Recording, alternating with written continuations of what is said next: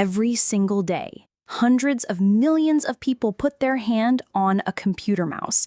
We click it, we scroll with it, we drag it with it. But have you actually thought about its name? Mouse. Why? The mind-blowing fact is that it's not a clever acronym or a fancy marketing term. It was named a mouse by its inventors for one simple reason. They thought it looked exactly like one. So how come that simple, literal name stuck for over half a century?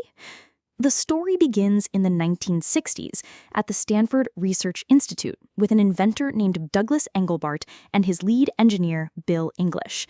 They were working on a project to make computers more interactive and user-friendly. They needed a device that could move a cursor around on a screen.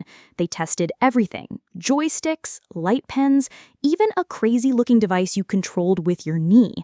But the winner was a small, handheld wooden block with two wheels underneath it and a long cord coming out of the back. As they worked with this little block, watching it scurry across the desk with its cord trailing like a tail, the team just informally started calling it a mouse.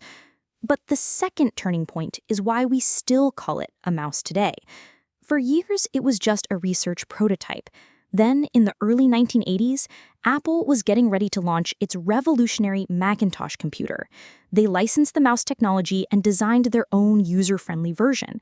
They could have called it anything: a pointer, a controller, an Apple hand tracker. Instead, they kept the simple, friendly name mouse in all their advertising and user manuals.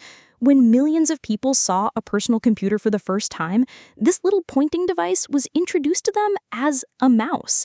The name was so simple and unintimidating that it became the permanent global standard.